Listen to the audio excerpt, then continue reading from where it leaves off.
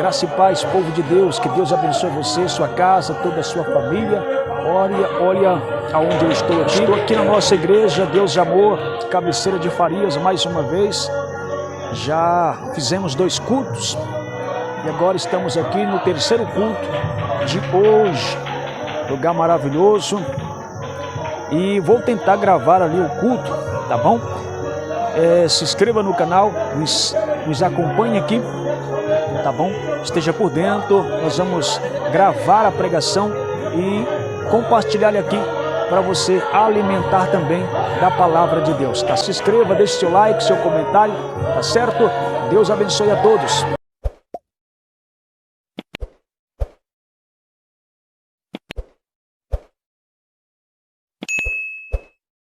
Estamos numa tarde de Santa Ceia, como já falei, e não podemos participar da ceia sem trazer à memória o que o nosso Senhor fez por nos amar, fez por nós na cruz do Calvário.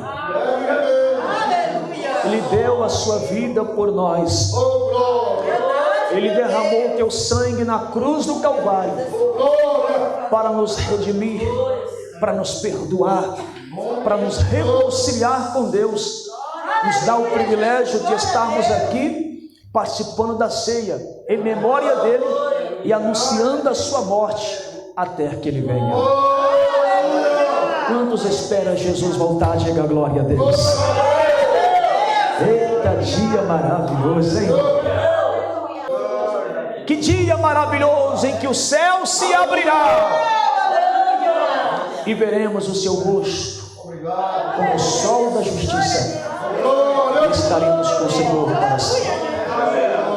Na ceia, meus irmãos, nós trazemos a memória, a ceia nos traz a memória, a morte de Jesus, mas não somente a morte, mas também nos fala da sua ressurreição e também aumenta a nossa esperança. Glória a Deus que um dia ele vai voltar. Amém. Quando nós tocamos no corpo e no sangue, no cálice, no sangue do Senhor, é como se nós estivéssemos apresentando uma aliança e falando: Senhor, eu ainda espero o Senhor voltar. Amém. Então feliz do crente que luta para todos os meses participar deste momento tão sublime, desse momento tão maravilhoso. Jesus vai voltar, amém, meus irmãos? Querido, só que é o seguinte, eu quero começar a pregação do texto que lemos, dizendo para os irmãos que muito mais do que saber que Jesus vai voltar, nós precisamos estar preparados. Muito mais do que saber, crer que ele vai voltar, precisamos lutar, precisamos entender como devemos estar vivendo no momento em que ele voltar. De antemão eu antecipo que não basta estar no lugar certo, esperando o noivo certo, mas de forma errada. Estas 10 virgens, meus irmãos, que diz a parábola interessante que o Senhor começa falando que o reino do céu será semelhante. Então tem uma grande semelhança desta parábola para com a sua vinda, para arrebatar a sua igreja. Ele vai dizer para nós sobre 10 virgens, 5 loucas, 5 prudentes. As loucas são aqueles que fazem as coisas sem pensar no que vai dar. É aqueles que fazem as coisas sem meditar primeiro, sem pensar primeiro, sem precaver as coisas, sem ter prudência. É a mesma coisa de, por exemplo, pegar um carro, colocar um carro na estrada e não calibrar os pneus, não passar no posto, abastecer o tanque do carro. Se ele faz uma viagem inesperada, sem verificar nada, ele é um louco. Mas o prudente é aquele que levanta mais cedo, calibra os pneus, dá mais uma olhadinha, se os pneus estão tudo ok, ele passa no posto, confere óleo, abastece o carro, porque aí não tem perigo. Ele vai viajar para muito longe. Então ele é um prudente. Prudente é aquele que tem a virtude de precaver as coisas, se preparar antes que as coisas aconteçam. Quem está compreendendo, diga amém. Partindo disso, estas virgens, 5 loucas, elas não levaram azeite de sobra, de reserva. Elas levaram apenas as candeias, embora estando cheio de azeite, mas não levaram reserva. Aleluia. Por que elas não levaram? Porque na cabeça delas, ela pensava o seguinte: o noivo vai voltar logo. Não vai dar tempo das candeias de esvaziar do azeite. Ele vai voltar logo e a gente vai estar com a lâmpada. Ela sabia que a lâmpada tinha que estar acesa, mas elas pensaram, olha a falta de prudência. Ele vai voltar logo. Não vai dar tempo de acabar o azeite. Aleluia. Em contrapartida, as 5 virgens prudentes, elas levaram o azeite, a lamparina cheia, e elas pensaram, calcularam, peraí, e se Jesus não voltar cedo? Se Jesus demorar um pouquinho mais? Então vamos fazer o seguinte, vamos levar uma vasilha de sobra, vamos levar um azeite de reserva, porque se caso ele demorar, que na verdade não é que Jesus demora, era a nossa perspectiva, a nossa forma de pensar, a nossa ótica humana é que acha que Jesus está demorando. Mas o apóstolo Pedro disse que é o que há de vir virá e não tardará. Ele vai vir na hora certa, no momento certo.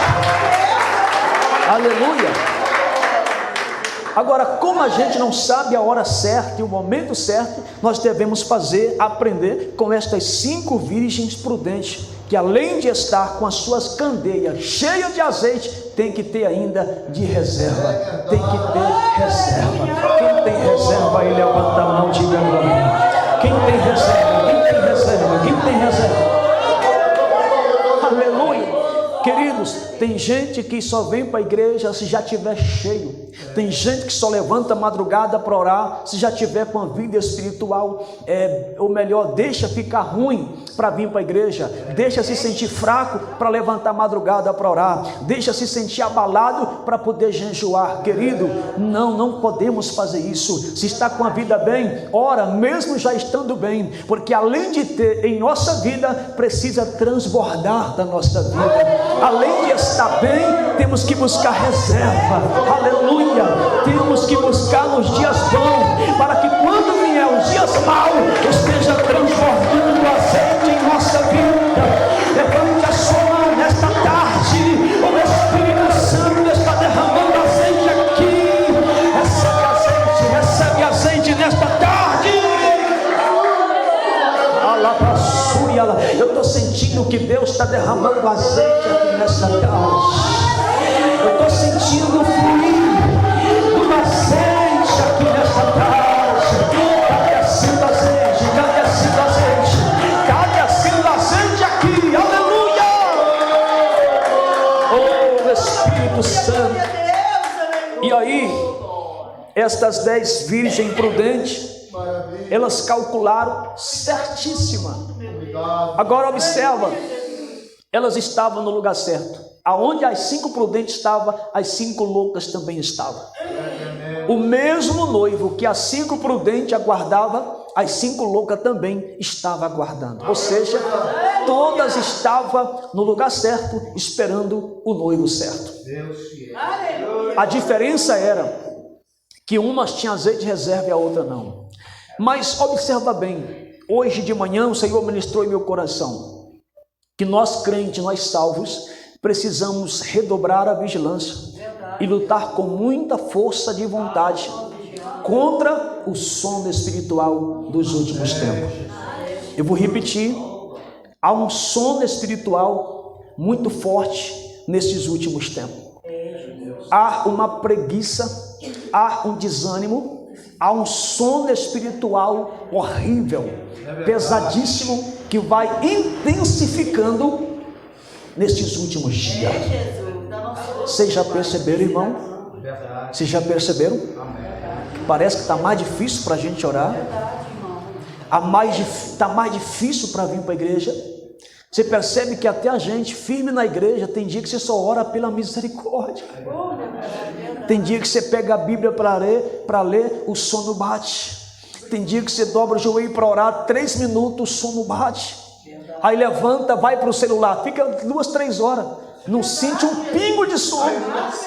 Aí deixa o celular e vai ler a Bíblia, pronto, um cansaço terrível. Para um churrasco, fala até em mistério. Mas para um propósito de oração na igreja, é tanta coisa que tem para fazer, aparece do nada. Tem que fazer isso, tem que ir ali, tem que fazer isso, tem que lavar roupa, tem que lavar prato, tem que cozinhar, tem que almoçar, tem que receber alguém. Meus irmãos, é o sono nos últimos tempos. para abrir culto. Está até doente. Vamos para o aniversário ali? A doença vai embora. É um som terrível, irmão. Amados, nestes últimos tempos, há um sono pairando sobre a igreja. E nós precisamos lutar para vencer o sono. Veja bem, e aqui é profético, esta parábola é profético, é semelhante ao reino de Deus. Jesus está falando algo escatológico, algo que vai acontecer nos últimos dias, nos últimos tempos. Querido, isso aqui é muito forte, isso aqui é muito sério. Amados, observa, a Bíblia diz que primeiro, duas coisas aconteceu. Todas elas tosquenejaram. Em segundo lugar, e todas elas dormiram. Dormiram e tosquenejaram. Se você procurar no dicionário, pode ser o Aurélio mesmo, o significado desta palavra tosquenejar, sabe o que significa, irmão?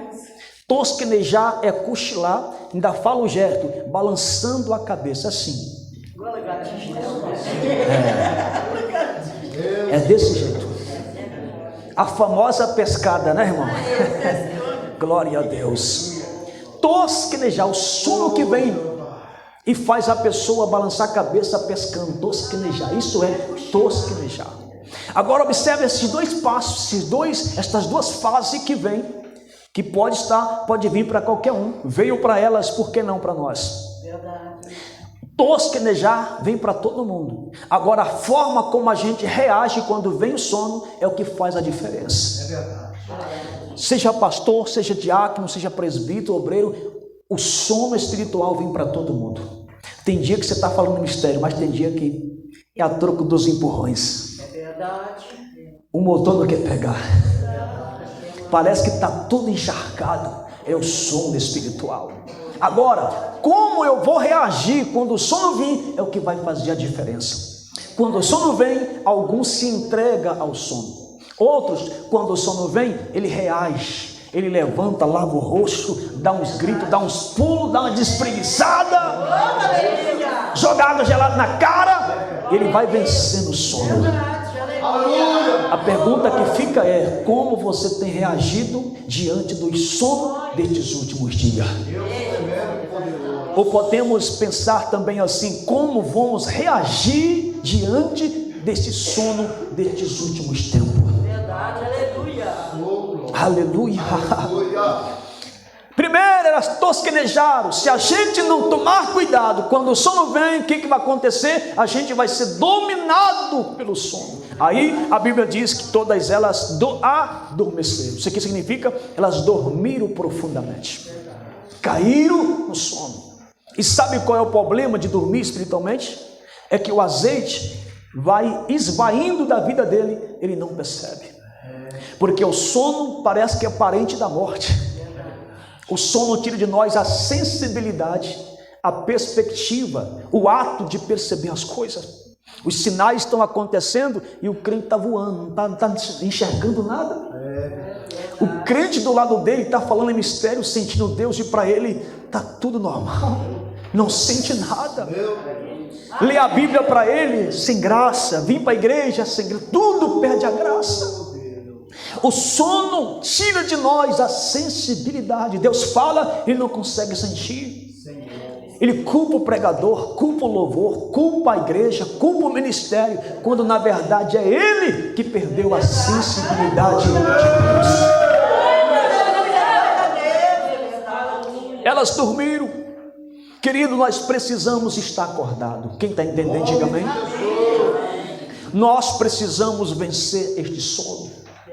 Este sono é um prenúncio, é um aviso, é um alerta de que o noivo está chegando. Quanto mais está chegando a hora, mais o sono vem com força. Eu tenho uma palavra de Deus para o nosso coração. Se você não desistiu até aqui, agora que você não pode desistir. Não dá mais tempinho de nós ficar no muro, amém, meus irmãos? Não há mais tempo. O noivo está chegando aí, irmão. O noivo está chegando, o noivo está vindo, o noivo está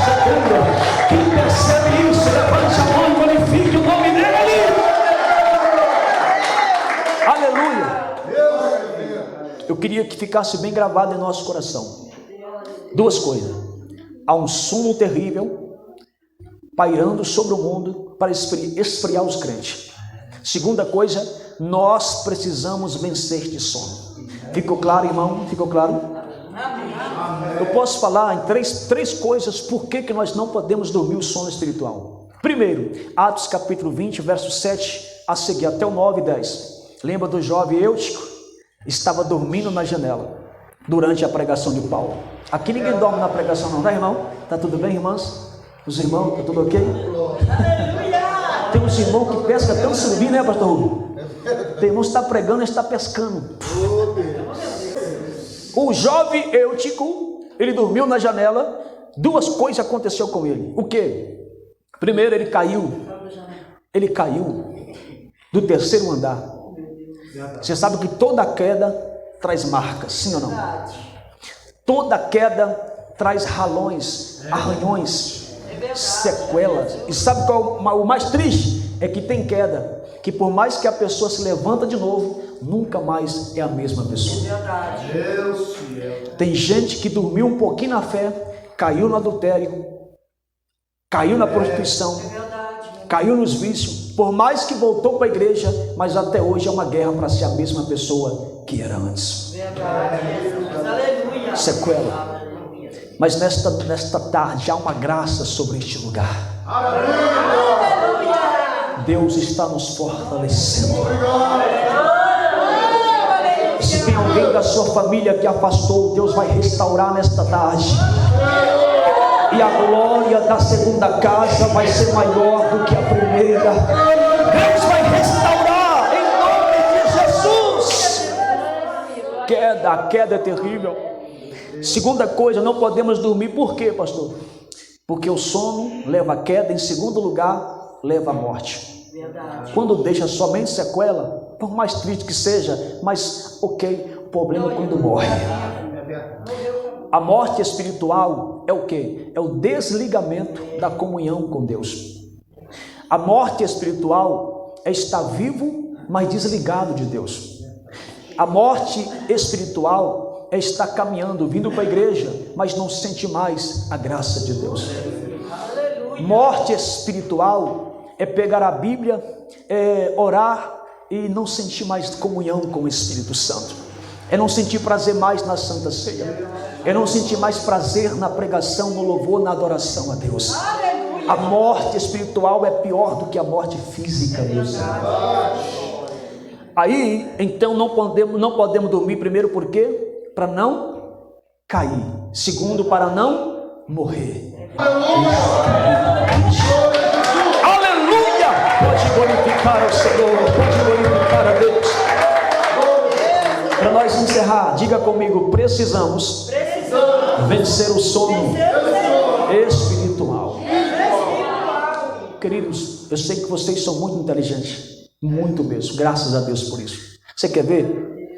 Quem já enfrentou o sono físico no momento que você não podia dormir? Quem já enfrentou? Já enfrentou? É ruim, né, irmãos? Eita, traiçoeira é o sono, não é, irmãos? Não é, irmãos? Ele vem a primeira vez, se resiste, vem a segunda e vem mais pesado ainda. Agora me ajuda aqui, me ajuda colocar o raciocínio aí, o pensamento, a mente para pensar. Quando o sono vem, se você não quer dormir, o que você faz? Reagir, né? Você falou muito certo, reagir. Você tem que dar uns pulos, fazer uma de doido. Na igreja, às vezes na luta, mas você está dando glória a Deus. Ih, que atrapalhado, não é isso mesmo, tem que exercitar. Às vezes você está numa prova, tem que subir no altar e falar: irmão, Jesus cura, salva, liberta e dá vitória. Mas sua vida às vezes está uma prova que só Jesus. Às vezes você está doente, vem pregar aqui: irmão, Jesus é o Senhor que te sara. É assim mesmo, irmão. Amém? Você tem que dobrar o joelho. Por isso que eu gosto de estar na igreja, irmão, e orar, irmão. Vida de crente não precisa nem de academia. Na igreja, daqui a pouco o irmão: ô irmão, vamos fazer oração. Você levanta, senta de novo, daqui eu venho outro: ô irmão, vamos orar. De novo, irmão. Daqui a pouco um levanta a mão, não é? Dá um glória aqui, fala em mistério. É assim mesmo, é assim que a gente vai vencer. Então, se para não dormir o sono físico, nós precisamos de estar em exercício constante. Quem concorda, diga amém. Se estiver sentado e continuar sentado, o que vai acontecer? O sono vem e arrebata, irmão. Se estiver deitado, então, aí pronto. Piorou. Deixa eu perguntar um negócio. Como está a sua vida espiritual? Como está a nossa vida espiritual? Como está a nossa vida ministerial? Estamos parados ou estamos agindo? O sono espiritual, para nós vencer, nós precisamos também estar em atividade constante. Quem concorda, diga glória a Deus. Eu poderia resumir para os irmãos o seguinte, nessa conclusão da mensagem. Aleluia. Como que a gente exercita na igreja, pastor Rubem? Vindo para a igreja já é um exercício, amém, irmão? Quantos que veio aqui hoje, não sei como, mas você vai voltar para casa renovado em nome de Jesus. Renovado em nome de Jesus. A gente vai voltar para casa outra pessoa, cheio do azeite, cheio do Espírito Santo de Deus. Aleluia!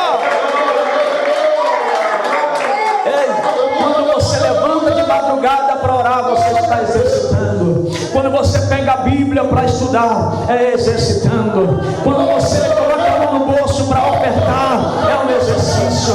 Quando você vem para a igreja, é exercício. Quando você sobe no altar para abrir o culto, para pregar, é um exercício.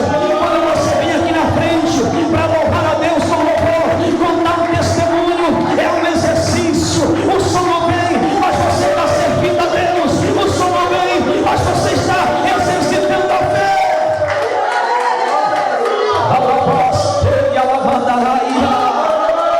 O sono, o cansaço, a luta vem, aí você dá um glória a Deus, aleluia, se espanta o sono, você dá uma rajada de língua estranha, espanta o sono espiritual. Oh, irmão, é assim que a gente vai vencer. Quando você jejua, quando você ora, quando você lê a Bíblia, quando você busca a presença de Deus, este sono é espantado. Meus amados, só que é o seguinte, não podemos exercitar e parar. Nós precisamos exercitar e continuar exercitando. Eu já falei isso umas 2 vezes. O sono está tão terrível no mundo espiritual que tem crente que não consegue mais fazer uma visita sequer. Não consegue participar de um evangelismo. Ele recebe a oportunidade para vir aqui na frente, aí o dedinho dele, ó. Ele não quer. Que mal faz, irmão? É para testemunhar. É Deus te dando uma oportunidade para você estar em movimento. Quantas pessoas que queria ter e não tem, você tem. Pelo amor de Deus, não fica parado na igreja. Pastor, mas eu estou cansado. Pois é aí que está o perigo, é aí que você tem que exercitar. Quanto mais de idade o crente fica, diz a Bíblia, até na velhice darão fruto para Deus. Aleluia. Irmão, não podemos parar. Não podemos parar. Quer ver uma coisa? Quem já percebeu quando você fica 1 semana, 2 sem congregar, a fraqueza vem? Quem já percebeu? Está vendo? A gente não pode parar, irmão. Pastor, mas eu estou na luta, estou cansado. Ô irmão, mas graças a Deus, mesmo sem força, você está de pé. Tem dia que a gente vem para o culto, mas a vontade era ficar em casa. Mas é assim que Deus está te mantendo de pé. Tem dia que o obreiro sente vontade de entregar o cargo. Tem dia que o dirigente sente vontade de entregar tudo. Tem dia que a regente, o regente sente vontade de parar para descansar um pouco. Aí ele continua, não, mas se eu for sem força a si mesmo, eu for desanimado a si mesmo, a vontade de parar, mas eu vou continuando, arrastando. O importante, meus irmãos, não é se você vai correr, andar ou arrastar. O que importa é você manter acordado. O que importa é você continuar firme. O que importa é você manter preparado para a vinda de Jesus Cristo. Aleluia! Perto da meia-noite ouviu-se um clamor. Aleluia! meus amados, por favor. Perto da meia-noite, ouviu-se um clamor. Aí vem o esposo, sai ao encontro. Meus amados, eu não sei quantos minutos falta para a meia-noite de Deus. A meia-noite de Deus não é a nossa meia-noite. O relógio de Deus é diferente do nosso. Então, eu não sei quantos minutos ou segundo falta para o ponteiro da meia-noite de Deus. Mas eu sinto que está chegando. Perto da meia-noite ouviu-se um clamor. Aí vem o esposo. Todas que estavam dormindo tiveram que acordar. Acordaram. Ou seja, precisamos estar acordados. Para encontrar com o noivo, tem que estar acordado. Pastor, e se eu dormir um pouquinho agora e acordar na hora? Isso, sabe qual é o problema maior? É o que eu falei. O problema é dormir e não ver o azeite acabar. É verdade. Porque não tem que estar só acordado, tem que ter azeite na vida, tem que ter azeite no coração, tem que ter azeite na cabeça. Diz a palavra que nunca falte o óleo sobre a vossa cabeça e que em todo tempo seja alvo as suas vestes. Vamos buscar azeite, irmão. Vamos exercitar, vamos pedir graça para continuar, nem que for arrastando, mas vamos chegar lá em nome de Jesus. Levante as suas mãos para o céu, levante. Aleluia. Deus vai dar graça para você continuar, irmão. Deus vai dar graça para você continuar, irmão. Não é para parar, não é para parar, não é para recuar, não é para entregar nada, é continuar firme.